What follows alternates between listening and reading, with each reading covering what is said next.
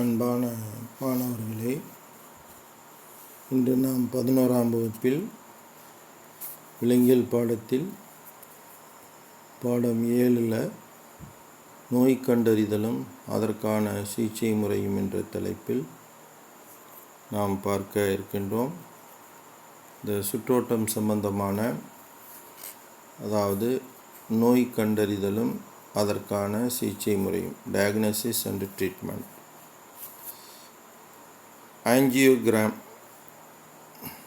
ஆஞ்சியோகிராமுக்கு தமிழ் இதய குழல் வரைபடம் அப்படின்னு சொல்கிறோம். இதய குழல் வரைபடம். ஆஞ்சியோகிராம் என்பது சிறப்பு சாயத்தினை இதய தசை இரத்த குழலினுள் செலுத்தி அதனுள் இரத்தம் எவ்வாறு பாய்கிறது என்பதை எக்ஸ் கதிர் மூலம் ஆராய்ந்து கண்டறிதலே ஆஞ்சியோகிராம் எனப்படும். இப்போ இதயத்தில் இதய இரத்த குழல்களில் அடைப்பு ஏற்பட்டுள்ளதா என்பதை அறிவதற்காக நாம் சிறப்பு சாயத்தினை இதய தசை இரத்த குழலில் செலுத்தி அதை நாம் எக்ஸ் கதிரின் மூலம் ஆய்வு செய்வதன் மூலம் எந்த இடத்தில் அடைப்பு இருக்கின்றது, அடைப்பு உள்ளதா இல்லையா என்பதை அறியக்கூடிய ஒரு வரைபட முறையைத்தான் நம்ம ஆஞ்சியோகிராம் என்று அழைக்கின்றோம். இந்த ஆஞ்சியோகிராம் மூலம் எடுக்கப்படக்கூடிய இப்படத்தால் உடல் முழுவதும் உள்ள இரத்த குழாய்களினுடைய இயல்புக்கு மாறான நிலையை கண்டறியலாம்.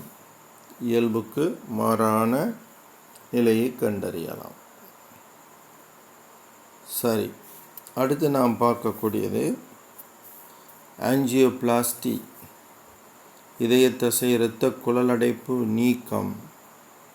இதய தசை இரத்த குழல் அடைப்பு நீக்கம், அதாவது ஆத்ரோமான் சொல்லக்கூடிய ஆத்ரோஸ்கிலிரோசிஸினால், ஆத்ரோமான் சொல்லக்கூடியது ஒரு படிவு, இரத்த குழாயில் ஏற்படக்கூடிய ஒரு படிவு. இதனால் ஏற்படக்கூடிய நோயத்தை நம்ம ஆத்ரோஸ்கிலிரோசிஸ் அப்படின்னு சொல்லுவோம். ஆத்ரோஸ்கிலிரோசிஸ். இந்த ஆத்ரோஸ்கிலிரோசிஸினால் குறுகலடைந்த இதய தசை தமனிகளை விரிவடைய செய்வதே ஆஞ்சியோபிளாஸ்டி எனப்படுகிறது. இம்முறையில் ஆபத்துகள் மிகவும் குறைவானது. இதற்காக ஒரு சிறிய நீண்ட பலூன் கத்தீட்டர் என்று சொல்லக்கூடிய மெல்லிய கம்பி போன்ற அமைப்பு பயன்படுத்தப்பட்டு அடைபட்ட தமனியினுள் செலுத்தப்படுகிறது. கத்தீட்டருடன் இணைக்கப்பட்ட காற்று நீக்கப்பட்ட பலூனை அடைப்பு உள்ள அல்லது குறுகலாகிய இதய தசை தமனியினுள் செலுத்தி பலூனை விரிவடைய செய்யும் போது தமனி சுவரும் சேர்ந்து விரிவடைகிறது. அதே நேரத்தில் அங்கு ஏதாவது அடைப்புகள் இருந்தாலும் அடைப்புகளும் நீக்கப்படுகிறது. இதன் பிறகு பலூனும் கத்தீட்டரும் அந்த அடைப்பு ஏற்பட்டுள்ள இரத்த குழாயிலிருந்து அகற்றப்படுகின்றன. இப்போ எந்த இடத்தில் அடைப்பு அகற்றப்பட்டதோ அந்த இரத்த குழாயினுடைய பகுதியில் ஸ்டென்ட் எனப்படும் உலோகத்தாலான சிறிய சுருள் கம்பி போன்ற அமைப்பு அந்த இடத்தில் வைக்கப்படுகிறது. எந்த இடத்தில் என்றால் இரத்த குழாயில் அடைப்பு ஏற்பட்ட அல்லது அடைப்பு நீக்கப்பட்ட இடத்தில். இந்த சுருள் கம்பியானது தமனியை எப்பொழுதுமே திறந்த நிலையிலேயும் இரத்தம் பாய்வதற்கு ஏதுவாகவும் வைக்கிறது. இந்த இரத்த குழலில் மீண்டும் அடைப்பு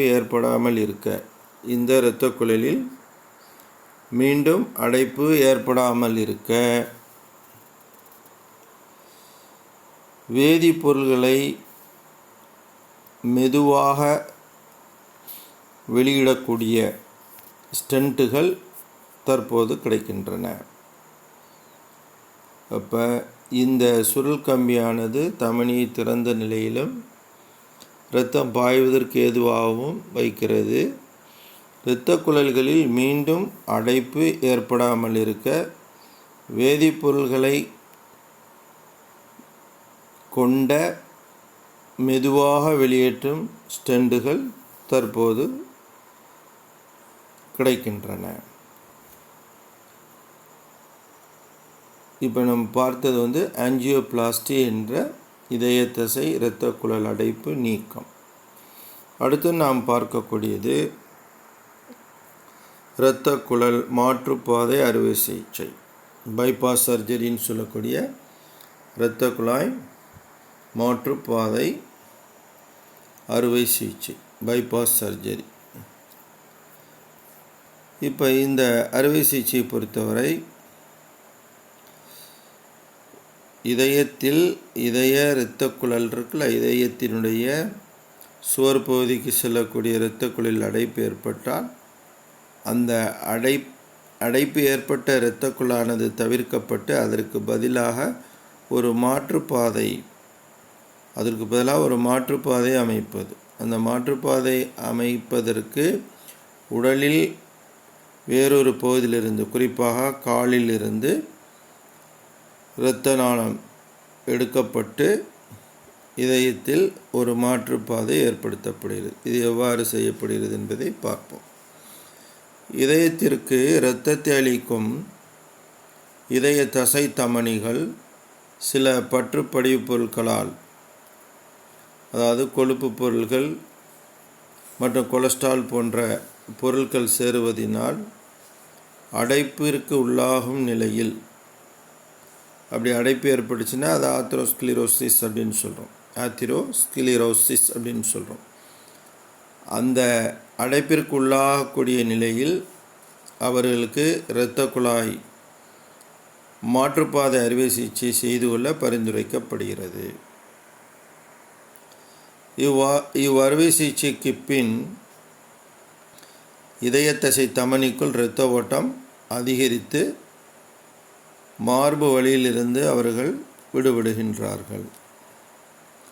இதற்கான மாற்று இரத்த குழாயை உடலின் வேறொரு பகுதியிலிருந்து, குறிப்பாக கால் பகுதியிலிருந்து பெற்ற நல்ல நிலையில் உள்ள இரத்த குழலை பாதிக்கப்பட்ட பகுதிக்கு மாற்றாக பொருத்தி புதிய பாதை அமைக்கப்பட்டு இரத்த ஓட்டம் சீராக்கப்படுகிறது. இது மிகவும் பெரிய மற்றும் ஒரு சிக்கலான ஒரு அறுவை சிகிச்சையாக கருதப்படுகிறது. இந்த அறுவை சிகிச்சையின் போது சுவாச இரத்த ஓட்ட பணியை இதய நுரையீரல் கருவி, ஹார்ட் லங் மெஷின் சொல்லக்கூடிய அந்த இதய நுரையீரல் கருவி, இது அந்த சுவாச இரத்த ஓட்ட பணியை மேற்கொள்கிறது. அறுவை சிகிச்சை முடிந்த பிறகு புதிதாக இணைக்கப்பட்ட இரத்த குழல் இயல்பான இரத்த ஓட்டத்துடன் இணைக்கப்பட்டு இரத்த ஓட்டம் எளிதாகிறது. அப்போ அடைப்பு ஏற்பட்ட இரத்த குழாய் முழுவதுமாக தவிர்க்கப்பட்டு அதற்கு பதிலாக ஒரு மாற்றுப்பாதையை ஏற்படுத்துவதன் மூலம் அந்த மாற்றுப்பாதையின் வழியாக இரத்தமானது இயல்பான ஒரு நிலையில் ஓடத் துவங்கும். இவ்வாறு அறுவை சிகிச்சை செய்யும் பொழுது இதயத்தினுடைய செயல்பாடு நிறுத்தப்பட்டு அதற்கு பதிலாக இதய நுரையீரல் கருவியானது செயல்பட துவங்கும்.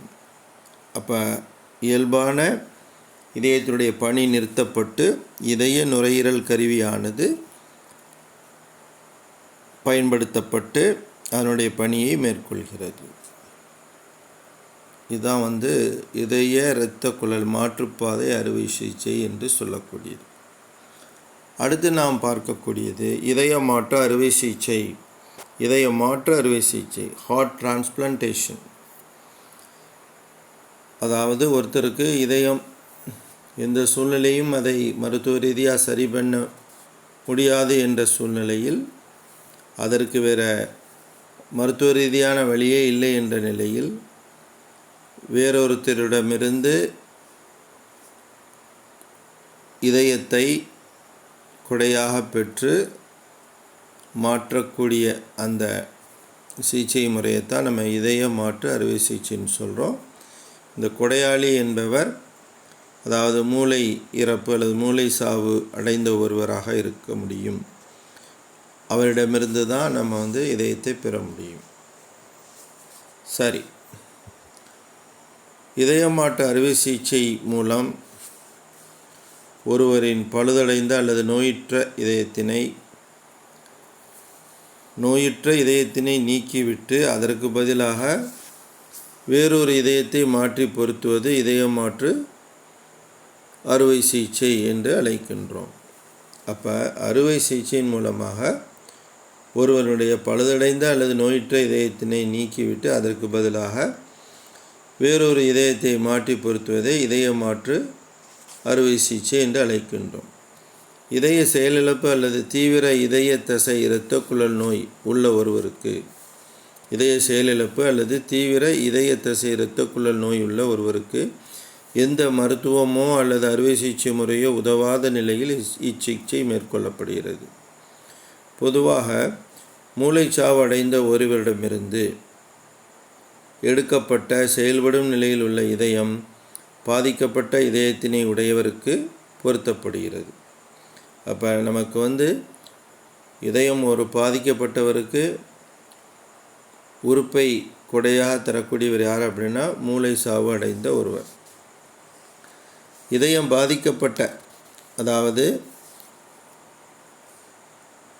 பாதிக்கப்பட்ட இதயத்தினை உடையவருக்கு கொடையாளிடமிருந்து இதயம் பெற்று பொருத்தப்படுகிறது. இவ்வாறு இதய மாற்று அறுவை சிகிச்சை செய்யப்பட்டவரின் சராசரி வாழ்நாள் அதிகரிக்கிறது.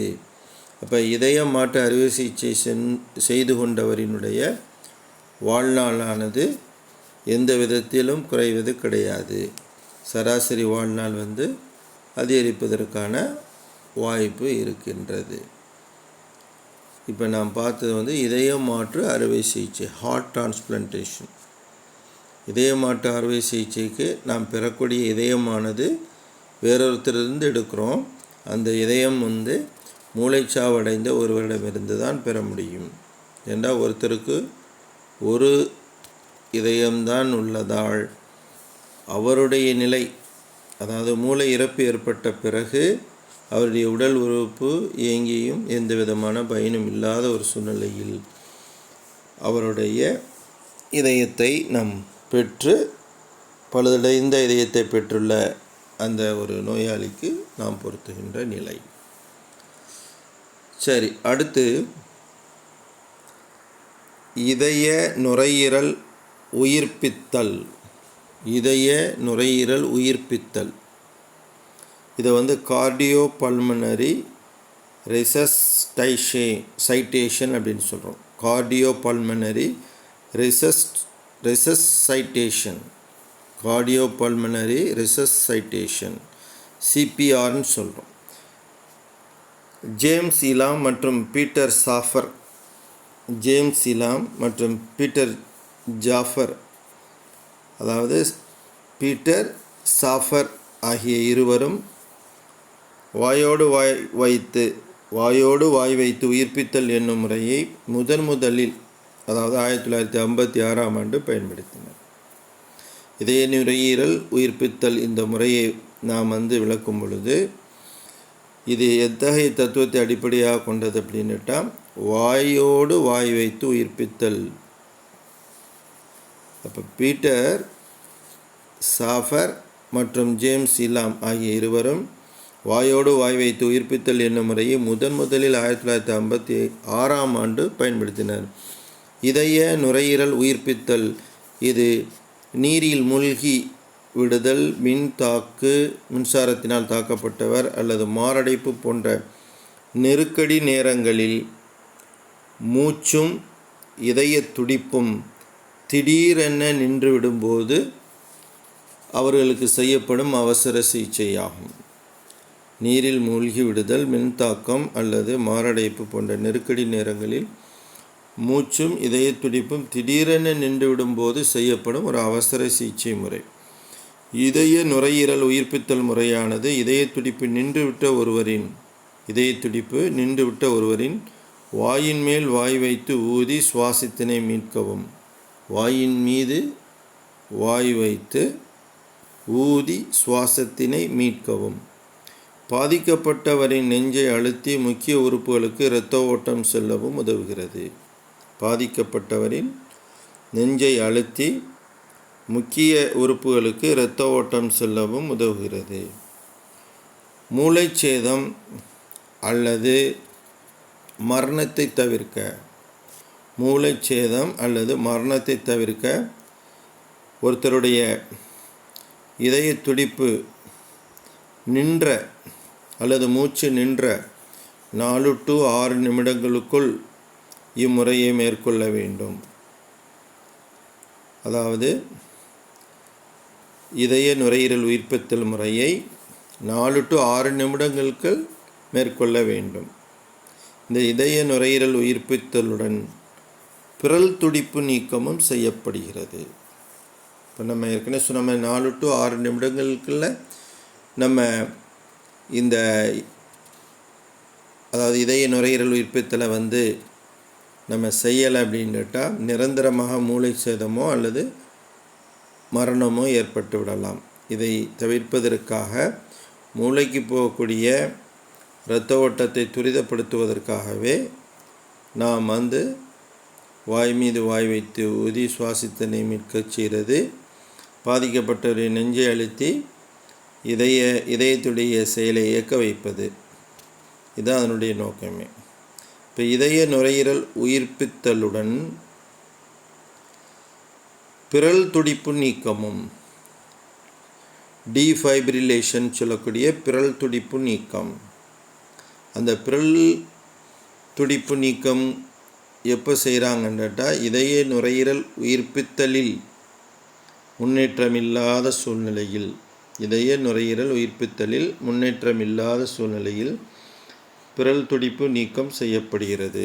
இம்முறையில் பாதிக்கப்பட்டவருக்கு சிறிய மின் அதிர்ச்சி, அந்த இதய துடிப்பு நின்றுவிட்ட அந்த ஒரு மனிதருக்கு சிறிய மின் அதிர்ச்சி, எலக்ட்ரிக் ஷாக், இந்த மின் அதிர்ச்சியானது மார்பின் மீது அளித்து இதயம் தொடர்ந்து செயல்பட வைக்கப்படுகிறது.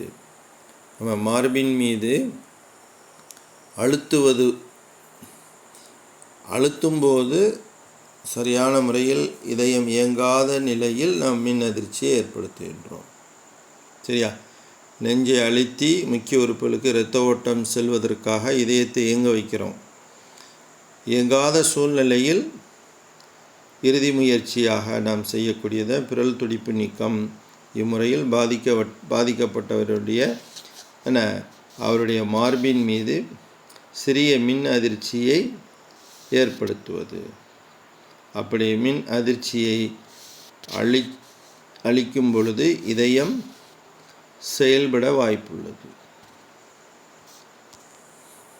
சரி, ஒவ்வொரு ஆண்டும் உலகெங்கிலும் பல மில்லியன் மக்கள் இதய நோய்களினால் பாதிக்கப்பட்டு இறக்கிறார்கள். பல நோயாளியின் ஒரே நம்பிக்கை இதய மாற்று அறுவை சிகிச்சை மட்டுமே. அப்போ இதய நோயினால் பாதிக்கப்படுங்கவங்க மில்லியன் கணக்கில் இருக்கிறாங்க. ஒவ்வொரு ஆண்டும் உலகெங்கும் இதய நோயினால் பாதிக்கப்படக்கூடியவர்கள், இதய நோயினால் பாதிக்கப்பட்டு இறக்கக்கூடியவங்க ஏராளமான பேர் இருக்காங்க. இந்த நோயாளிகளினுடைய ஒரே நம்பிக்கை என்ன அப்படின்னுட்டா இதயத்தை மாற்றுறது, இதய மாற்று அறுவை சிகிச்சை. இது மட்டுமே அவர்களுக்கான ஒரே நம்பிக்கை. நாம் உயிருடன் வாழ முடியும் என்பது. இருந்தபோதிலும் நாம் விதியை மாற்ற முடியாது. சரி, உங்களுக்கு தெரியுமா என்று ஒரு சில விஷயங்கள் சொல்லியிருக்காங்க. முதல் இதயமாற்று அறுவை சிகிச்சை 1959ஆம் ஆண்டு நடைமுறைப்படுத்தப்பட்டது. 1959 விலங்குகளில் தான் பண்ணாங்க. அதற்கப்புறம் 1967 தென்னாப்பிரிக்காவின் பேராசிரியர் கிறிஸ்டியன் பெர்னார்ட் இவர் 1967 டிசம்பர் 3ஆம் தேதி கேப்டவுனில் உள்ள க்ரூட்ஷீர் மருத்துவமனையில் மனித இதயமாற்று அறுவை சிகிச்சையினை மேற்கொண்டார்.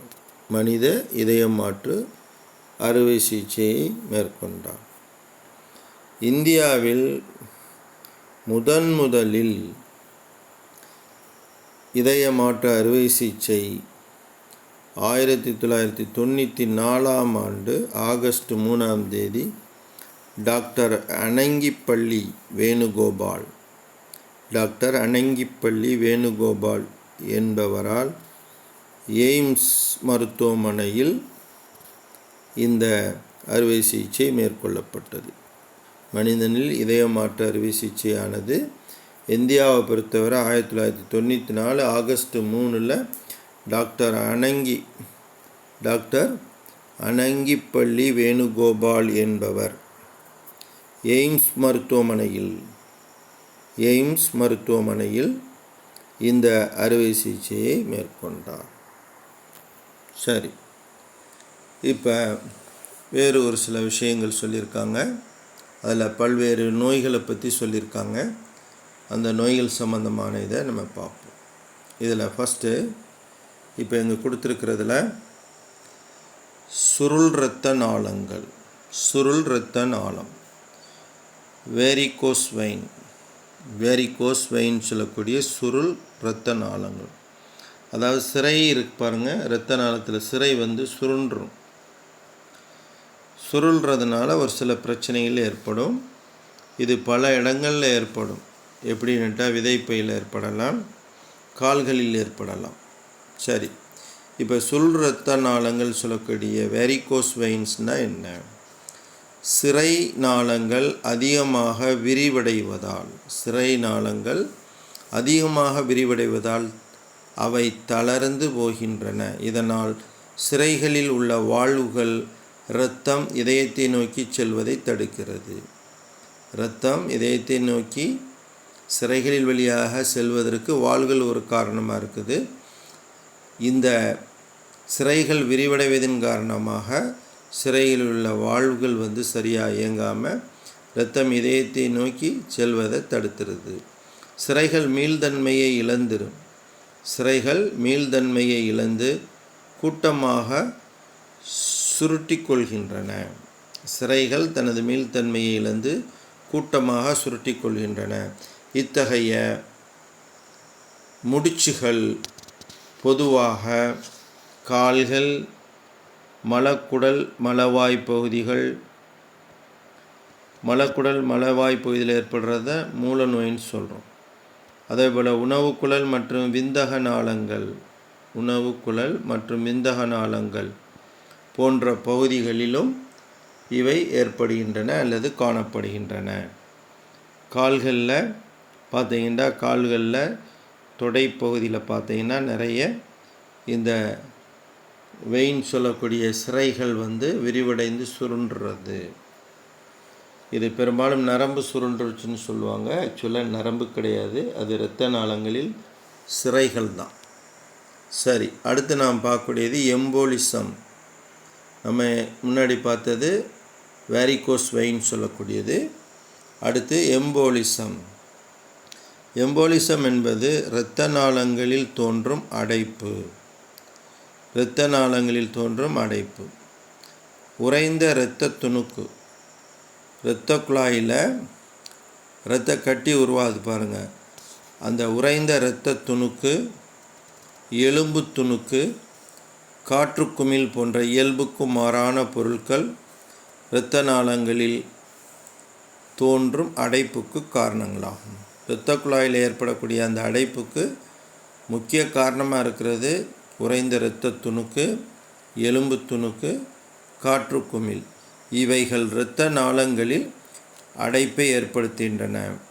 இந்த அடைப்பானது நுரையீரலிலோ அல்லது இதயத்தமனிலேயோ அல்லது கல்லீரல்லையோ அது அந்த அடைப்பானது அல்லது அந்த காற்று குமிழ், எலும்பு துணுக்கு அல்லது இரத்த துணுக்கு இந்த இது நுரையீரலில் அல்லது இதயத்தமனி அது கல்லீரலில் தங்கினால் இறப்பு ஏற்படுறதுக்கான வாய்ப்பு இருக்குது. எம்போலிசம் அப்படிங்கிறது இந்த மாதிரி என்ன செய்யும், அடைப்பை ஏற்படுத்துறது. அது என்ன சொல்லுவாங்கன்னா த்ராம்பஸ்ன்னு சொல்லக்கூடிய அந்த இரத்த கட்டி இருக்குதுல்ல, அந்த கட்டியினுடைய அந்த துணுக்கு இரத்த கட்டியிலிருந்து விடுபட்டு நகர்ந்துடும். அந்த நகர்ந்து செல்லக்கூடியது உடலில் முக்கியமான பகுதிக்கு செல்லக்கூடிய அந்த நுண் இரத்த நாளங்கள் இருக்குல்ல, இரத்த நுண்ணாளங்கள்ங்கிற தந்துயில் அடைப்பை ஏற்படுத்தும் போது அந்த உறுப்புகளுக்கு இரத்தம் போகாது. அப்போ அந்த உறுப்பு செயலில் இருக்கிறதுக்கான வாய்ப்பு இருக்குது. அந்த வகையில் இந்த அடைப்பு ஏற்படுவதன் மூலம் நுரையீரல்லையோ இதயத்திலேயோ அல்லது கல்லீரல்லையோ ஏற்பட்டுச்சுன்னா நிச்சயமாக இறப்பு ஏற்படுறதுக்கான வாய்ப்பு இருக்குது அப்படின்னு சொல்லுவோம். எம்போலிசம்ங்கிறது அந்த இரத்த கட்டின்னு சொல்லக்கூடிய த்ராம்பஸ் இருக்குல்ல, அது விடுபட்டு முக்கியமான இரத்த நாளங்களில் போய் அடைப்பை ஏற்படுத்துறதுனால உருவாகக்கூடியதை எம்போலிசம். எம்போலஸ் அது ஏற்படக்கூடிய நிகழ்ச்சி எம்போலிசம். Thrombus, thrombosis. த்ராம்பஸ்னால் இரத்த கட்டி, த்ராம்போசிஸ் அப்படிங்கிறது இரத்த கட்டி உருவாகக்கூடிய நிகழ்ச்சி. ஆத்ரோமாண்டா அந்த படிவுன்னு சொல்கிறோம். இரத்த குழாயில் ஏற்படக்கூடிய படிவுனால் இரத்த குழாய் குறுகல் அடையுதுன்னு சொல்கிறோம்ல, ஆத்ரோமா.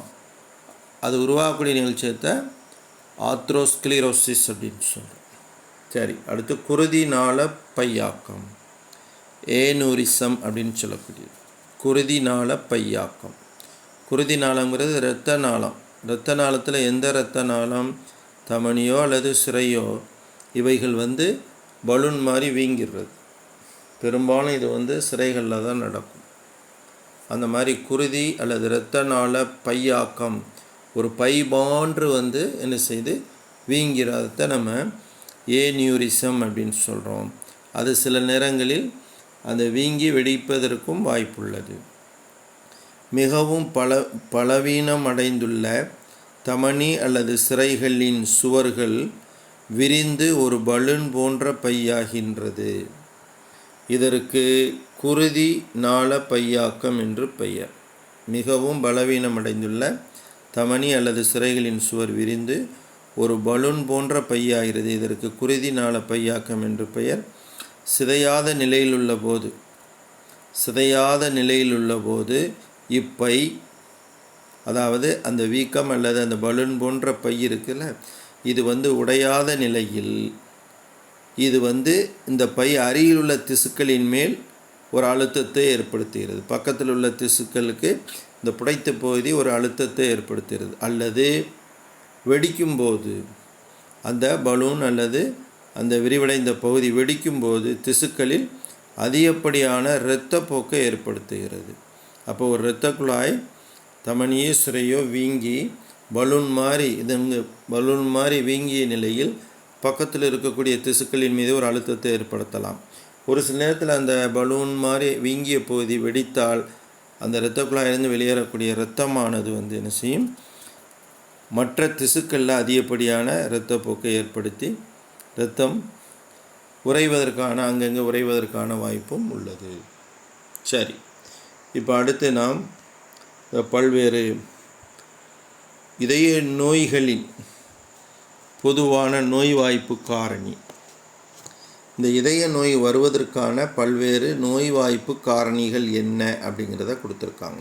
அதில் கிட்டத்தட்ட 6 காரணிகள் கொடுத்துருக்குது. ஒன்று மெயினாக புகைப்பிடித்தல் பற்றி கொடுத்துருக்கு. புகைப்பிடித்தல், இப்போ புகைப்பிடிக்கிறதுனால இதய நோய்கள் வருவதற்கும் தீவிரமடைவதற்கும் வாய்ப்பு இருக்குது. அடுத்து 2வது மிகை இரத்த அழுத்தம், high blood pressure, hyper tension சொல்கிறோம், அதுவும் ஒரு காரணம்.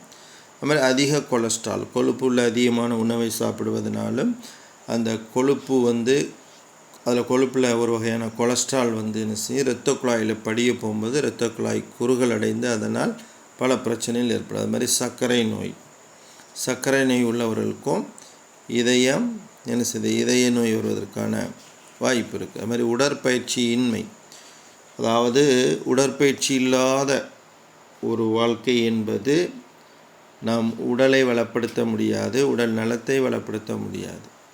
இப்போ அவசியமாக உடல் பயிற்சி தேவை. வயதிற்கேற்ற உடற்பயிற்சி, அதாவது வயதானவர்களாக இருந்தால் நடைப்பயிற்சி ஆரோக்கியமானது.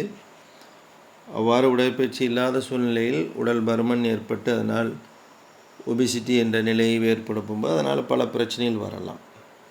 அதுமாதிரி அடுத்து உடல் பருமன், அதிக கொலஸ்ட்ராலுடைய இன்டேக்கு, அதிகமாக உணவில் கொழுப்பை எடுத்துக்கொள்வதன் மூலம் இந்த கொலஸ்ட்ரால் அதிகப்படியான இது என்ன செய்யும், அடிப்போஸ் திசுகளில் சேமிக்கப்பட்டு உடல் பருமன், அந்த உடல் பருமனும் இந்த இதய நோய்க்கான ஒரு காரணமாக அமைகின்றது. அப்போ புகைப்பிடித்தல், மிக இரத்த அழுத்தம், அதிக கொலஸ்ட்ரால், சர்க்கரை நோய், உடற்பயிற்சியின்மை மற்றும் உடல் பருமன் இவைகளால் பொதுவாக இதய நோய்கள் வருவதற்கான வாய்ப்புகள் உள்ளன. அடுத்து நாம் பார்க்கக்கூடியது பல்வேறு இதய நோய்களை பற்றி சொல்லியிருக்கிறாங்க. ஹார்ட் டிசீஸ் அப்படிங்கிறது நம்ம ஏற்கனவே பார்த்தது தான் அங்கே படமாக கொடுத்துருக்குறாங்க.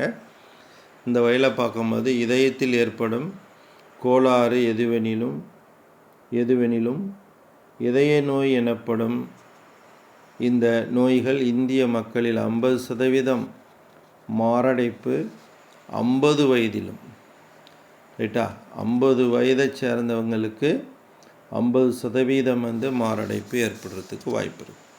சரியா? அதே மாதிரி 25% மாரடைப்பானது 40 வயது உடையவர்களிடம் காணப்படுகிறது. அப்போ 50 வயதை தாண்டவங்க, 50 வயது உள்ளவங்கள்ட்ட தான் 50% மாரடைப்பு, 40 வயது உள்ளவர்கள்ட்ட 25% இந்த மாரடைப்புன்னு சொல்லக்கூடிய ஹார்ட் அட்டாக் வர்றதுக்கான வாய்ப்புகள் இருக்குது அப்படின்னு சொல்கிறாங்க. இதில் பல்வேறு நோய்களை பற்றி சொல்லியிருக்காங்க. இது எல்லாமே நம்ம பார்த்தது தான். கரோனரி இதய நோய்கள், இரத்த குழ நோயின்னு சொல்லக்கூடியது, அடுத்து பெருந்தமனி நோய். சரியா? பெருந்தமனியில் ஏற்படக்கூடியது, அந்த குருதி நாள பை இருக்குல்ல, அது வீங்கிரும். அதே போல் அடுத்தது பார்த்திங்கன்னா இதய மின் கடத்து அமைப்பு. ஆக்சுவலாக அந்த இதில் பார்த்திங்கன்னா அரித்தீமியான்னு சொல்லக்கூடிய நிலையில் இதய துடிப்பு ஒழுங்கற்றுள்ள அரித்தீமியா. இந்த அரித்தீமியா ஒழுங்கற்ற இதய துடிப்பு. அடுத்து பெரிகார்டிய வீக்க நோய், பெரிகார்டைட்டிஸ் அப்படின்னு சொல்லக்கூடிய பெரிகார்டிய வீக்க நோய். இதயத்துக்கு மேலே உள்ள உரையான பெரிகார்டியம் இருக்குல்ல, அது வீங்கிரும். சரியா? அதில் பார்த்தீங்கன்னா பெரிகார்டியம் 2 உரையில் இருக்கும். அந்த 2 உரையலுக்கும் இடையில் பெரிகார்டியல் திரவம் இருக்கும். அதில் நிறைய திரவம் சேகரிக்கப்படுவதனால் இதயம் வீக்கமடையுது அப்படின்னு சொல்கிறோம். அதுக்கடுத்த நோய் பாருங்கள், இதய செயலிழப்புன்னு சொல்லக்கூடிய ஹார்ட் ஃபெயிலியர். இதய வாழ்வு நோய், ஹார்ட் வால்வ் டிசீஸ் சொல்லக்கூடிய வாழ்வில் ஏற்படக்கூடியது. ஸ்டெனோசிஸ்ன்னு ஒன்று சொல்லுவாங்க, வாழ்வு அப்படியே சுருங்கிடுறது. இப்போ வாழ்வில் ஈரிதழ் மூவிதழ் வாழ்வு இருக்குது, அது மாதிரி இன்னும் ஒன்று வாழ்வு இருக்குது அப்படின்னா அரைச்சந்திர வாழ்வுகள்னு சொல்லுது. ஈரிதழ் மூவிதழ் வாழ்வு தான் ஏற்றிய வெண்டிகுலார் வாழ்வுன்னு சொல்கிறோம். அதில் 2 இதழ் இருக்குது, 3 இதழ் இருக்குது. அதே போல் அரைச்சந்திர வாழ்வுகள் 3 கதுப்பு அல்லது இதழ்களை பெற்றிருக்கும். அடுத்து இதய தசை அலர்ஜி, கார்டியோ மயோபதின்னு சொல்லக்கூடிய இதய தசை அலர்ஜி நோய். இந்த மாதிரி கிட்டத்தட்ட 8 விதமான நோய்கள் கொடுத்துருக்குறாங்க. அதில் மேலே இருந்து பார்க்க போகும்போது 1 கரோனரி இதய நோய், 2வது இரத்தக்குழல் நோய், 3வது பெருந்தமனி நோய். அடுத்தது கீழே 4வது அர்த்தீமியான்னு சொல்லக்கூடியது. அடுத்தது பெரிகார்டிய வீக்க நோய் அப்படின்னு சொல்லக்கூடிய 2 நோய். அடுத்து இதய செயலிழப்புன்னு சொல்லக்கூடிய ஹார்ட் ஃபெயிலியர், இதய வாழ்வு நோய், அடுத்து இதய தசை அலர்ஜி. இது போன்ற பல்வேறு நோய்கள் இதயத்தில் ஏற்படக்கூடிய நோய். ரைட்டா?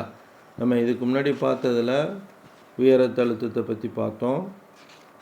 சரியா? உயர் ரத்த அழுத்தம் இது எதனால் ஏற்படக்கூடியது அப்படின்னு கேட்டால், சுற்றோட்ட மண்டலத்தில் ஏற்படக்கூடிய கோளாறு. இதயத்தில் ஏற்படக்கூடிய கோளாறுன்னு சொல்ல முடியாது, சுற்றோட்ட மண்டலத்தில் ஏற்படக்கூடிய கோளாறுனால. இப்போ இதய தசை தமனி நோய்னா இதயத்தில் ஏற்படக்கூடிய. பக்கவாதம்ங்கிறது என்ன அப்படின்னா, இதயத்திலிருந்து இரத்த குழாய் வழியாக இரத்தம் மூளைக்கு போகும்போது அந்த மூளைக்கு போகக்கூடிய இரத்த குழாயில் அங்கே இரத்த கட்டி உருவாகி அதனால் போதுமான அளவுக்கு இரத்தம் மூளைக்கு போவதனால வரக்கூடியது. அதுமாதிரி ஆஞ்சைனா பெக்டோரிஸுங்கிறது, மார்பு முடக்குவலிங்கிறது இதயத்தில் ஏற்படக்கூடிய நோய் தான். அதுமாதிரி இதய தசை நசிவுறல் நோயின்னு சொல்லக்கூடிய இதய செயலிழப்பு இதயத்தில் ஏற்படக்கூடியது. ரொமாட்டிக் இதய நோய்ங்கிறது அதுவுமே இதயத்தில் ஏற்படக்கூடியது தான். ரொமாட்டிக் காய்ச்சல்னு சொல்லக்கூடிய அந்த காய்ச்சல் முதல்ல அதுக்கப்புறம் இதயத்தை பாதிக்க செய்து இதோட தொடர்புடையது இன்னொன்று ரொமாட்டிக் மூட்டு வலின்னு சொல்லக்கூடிய ரொமாட்டிக் ஆர்த்ரைட்டிஸ். ரொமாட்டிக் மூட்டு வலி, ரொமாட்டிக் காய்ச்சல், ரொமாட்டிக் இதய நோய், இது மூன்றுமே ஒன்றை பிரிக்க முடியாத ஒரு நோய். சரியா? இதெல்லாம் என்னன்னு கேட்டால் இதயம் சம்பந்தமாக அல்லது சுற்றோட்ட மண்டலம் சம்பந்தமான நோய்கள்.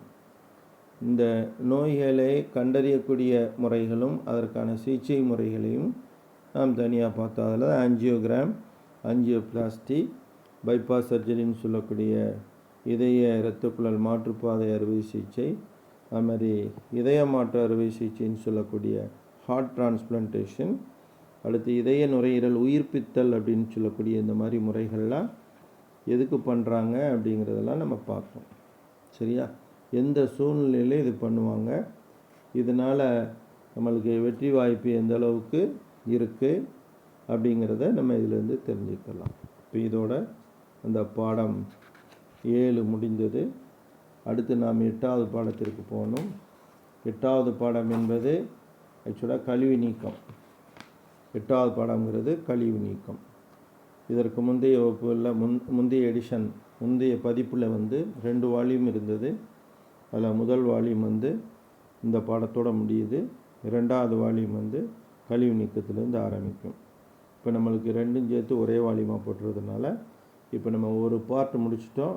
அடுத்த பார்ட்டு இனி மீத வரக்கூடிய பின்னாடி நம்ம அடுத்து வரக்கூடிய வகுப்புகளில் நம்ம பார்க்கலாம். நன்றி.